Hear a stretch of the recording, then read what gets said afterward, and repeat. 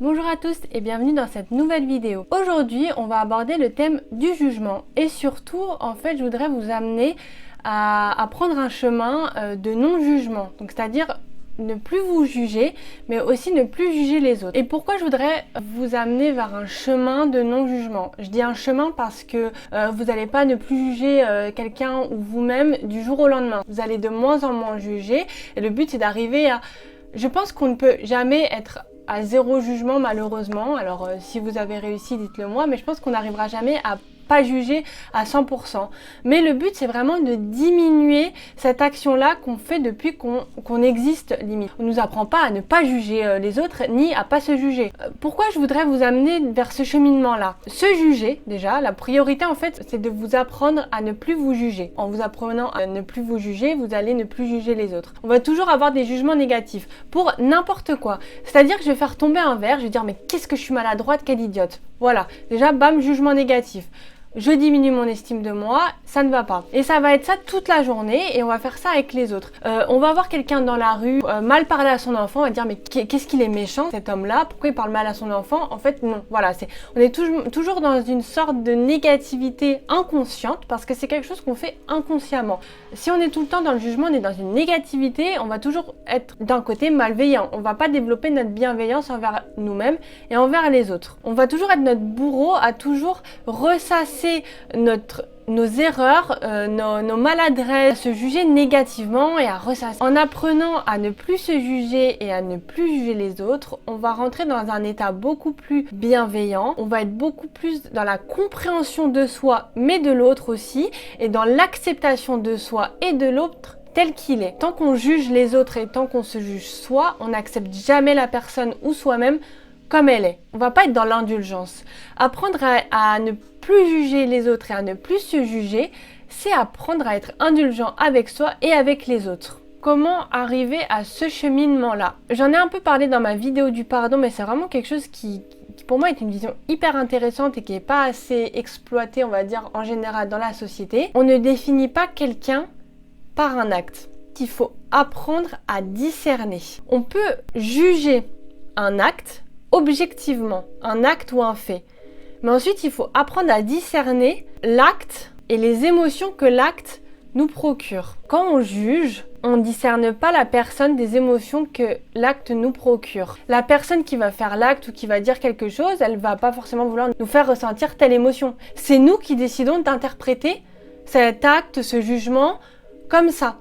Et en fait, le but, c'est d'apprendre à discerner et d'apprendre à changer de perception et changer d'interprétation. Ça ne va pas être évident. Là, je remets en cause vos croyances, les croyances que vous avez acquises depuis que vous êtes petit. Les croyances, c'est quelque chose qu'on grandit avec, qui sont inculquées par nos familles, notre société, notre milieu social. Juger les autres et se juger soi, c'est quelque chose qu'on a tous dans nos croyances, je pense, en règle générale. Même si on dit ne jugez pas, on juge tous. Et du coup, c'est quelque chose qu'il faut qu'on remette complètement en cause. Là, je vais décortiquer un peu le jugement, c'est-à-dire pourquoi on l'interprète ainsi, pourquoi on juge les gens, pourquoi c'est pas bien. Le but, c'est de vous faire amener à changer de vision du jugement et à vous faire comprendre que le jugement, en fait, c'est quelque chose qu'il faut complètement éliminer de notre vie. L'émotion qu'on a dans le jugement, elle est due à l'écart entre ce que font les autres et nos propres besoins, nos propres valeurs, nos propres attentes. On va attendre quelque chose de quelqu'un. C'est pas dans nos valeurs, donc si c'est pas dans nos valeurs, on va juger. Dire dans notre tête que nos valeurs, elles nous sont propres, mais que tout le monde n'a pas les mêmes valeurs que nous. Et pourquoi la valeur d'un tel serait moins bonne que notre valeur à nous?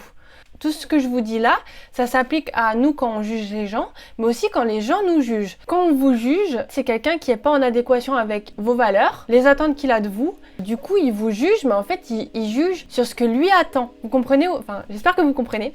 Vous n'allez pas me répondre si je vous dis vous comprenez ou pas.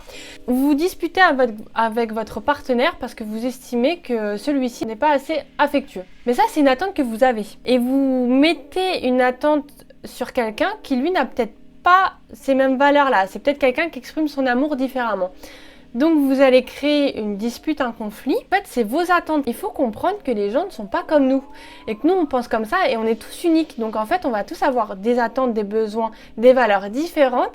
Et en fait, à partir du moment où on est OK avec ça, vous pouvez éventuellement arriver à un compromis, à une troisième voie qui fait que vous allez beaucoup plus vous comprendre. Ensuite, le jugement que vous allez recevoir, vous allez l'interpréter différemment selon qui vous parle. Vous allez avoir une interprétation différente du jugement selon qui vous le fait. Donc le but, c'est vraiment d'apprendre à ne pas tenir compte des jugements, qu'ils soient positifs ou négatifs. Ça, c'est une preuve vraiment que tout dépend de la perception. En fait, c'est vraiment une perception que vous faites du jugement. C'est vous qui décidez que cette personne, son jugement, y compte. Quand quelqu'un va vous faire un jugement, par exemple, il va vous dire « toi tu es moche » et que vous allez mal le prendre. En fait, c'est le reflet de vos pensées. Vous vous sentez pas confiant ou pas confiante sur votre beauté. C'est le reflet de nos pensées. Et ça peut être hyper intéressant au début de travailler là-dessus. Quand on prend mal quelque chose, on peut se dire « ah, il faut que je travaille là-dessus. Il faut que je travaille ma confiance en moi sur ma valeur, ma beauté. » Et après, quand quelqu'un va vous dire t'es moche, tu vas dire bah non, et vous n'allez pas du tout mal le prendre parce que vous aurez travaillé sur cet aspect de vous-même. C'est pareil, quand vous vous jugez, n'importe quel jugement, je suis pas assez organisée, je suis pas assez travailleuse. Ça, c'est des choses où vous vous dites en fait, j'ai pas assez confiance en moi là-dessus, et c'est des pensées que vous allez changer. Vous pouvez vous servir de ça au début pour vous dire il faut que je travaille sur ces sujets-là pour ne plus du tout avoir à me juger, parce que qu'est-ce qu'il y a à dire quand j'ai confiance en moi et quand je suis sûre de mes capacités. Ensuite, je voudrais développer un peu votre indulgence par rapport aux gens. Quand vous jugez quelqu'un, vous jugez le milieu dans lequel il a grandi. Je m'explique. Vous prenez quelqu'un qui a grandi dans une famille très catholique, très croyante, qui a vraiment des valeurs de la religion catholique, qui a une éducation très religieuse, qui a des pensées très religieuses parce qu'il a grandi dans ce milieu-là et qu'il a été éduqué comme ça et qu'il a connu rien d'autre. Et vous prenez quelqu'un, à l'inverse, qui est athée, qui a une famille qui critique la religion et du coup qui déteste toutes sortes de religions et toutes les personnes qui pratiquent la religion parce que lui il trouve que c'est stupide, parce qu'il a grandi dans ce milieu-là. En fait, ces deux personnes, elles vont constamment se juger, mais c'est juste parce qu'elles prennent pas en compte qu'elles n'ont absolument pas grandi dans le même milieu social et qu'elles ont des croyances qui appartiennent à leur famille et à leur milieu social et qu'elles n'ont pas encore forcément eu l'envie ou eu le besoin de se sortir de ce milieu-là. Il faut se mettre à la place de ces personnes. Et si moi j'avais grandi dans cette famille catholique très croyante, est-ce que j'aurais la même attitude que cette personne ? Pas la plupart du temps, oui, vous auriez la même attitude que cette personne. On ne grandit pas tous de la même manière, on ne grandit pas tous avec les mêmes parents qui ont les mêmes croyances. Après, il faut comprendre les croyances des autres. Il faut être indulgent et se dire que il y a d'autres manières d'éduquer les enfants, il y a d'autres manières de croire. Vous n'êtes pas obligé d'être d'accord avec ces croyances-là, mais vous devez comprendre que ces personnes, elles n'ont connu que ça. Développer cette indulgence en disant qu'on n'a pas les mêmes croyances, on n'a pas les mêmes besoins, on n'a pas les mêmes valeurs, et c'est comme ça. Ensuite, les jugements envers soi et envers ses proches, c'est souvent qu'on idéalise un tel ou nous-mêmes. On est toujours dans une recherche d'idéal. Idéalisation du couple, de l'amitié, du travail, de soi. Et c'est pour ça qu'on passe son temps à se juger. Et si on remplace l'exigence par des préférences, oh je préfère être comme ça plutôt que je veux être comme ça. Et c'est vraiment une différence de perception des choses. Il faut arrêter d'idéaliser les gens. Personne n'est parfait. Personne ne sera jamais parfait. Vous ne serez jamais parfait et c'est ok. Il faut vraiment arrêter de vouloir la perfection. Être idéal tout le temps, ça suffit. Personne n'est comme ça. Donc maintenant, il faut s'accepter. Il faut accepter les autres, il faut comprendre que les gens, ils sont comme ça, il faut comprendre que je suis comme ça et que ça me va. Il faut comprendre que tant que vous vous jugez, vous serez sensible au jugement des autres. C'est pour ça que je vous dis qu'il faut vraiment apprendre à d'abord ne plus se juger et développer une bienveillance envers soi. Vous comprenez ? Oui, vous comprenez. Oui, Pauline, on comprend, merci. Là, je vais vous donner quelques exercices pour vous aider à travailler sur ce sujet-là. Et si ça vous intéresse, vous pouvez me le dire sur mes réseaux. Et peut-être que je travaillerai encore beaucoup plus sur le sujet pour vous développer vraiment une sorte de PDF, si ça vous intéresse, d'exercices que je pourrais vous envoyer par mail. Travailler ensemble sur le non-jugement. Parce qu'encore une fois, vous n'allez pas ne plus vous juger, ne plus juger les autres en 2 jours. C'est quelque chose qu'il faut travailler au fur et à mesure. Et peut-être qu'être entouré d'autres personnes qui ont le même but, peut-être que ça vous intéresserait, n'hésitez pas à me le dire en commentaire ou sur mes réseaux. Alors le premier exercice est sur une ou plusieurs journées. Vous allez prendre une feuille ou un cahier, peu importe, et vous allez faire un... Attendez, je vais vous montrer, ce sera plus clair.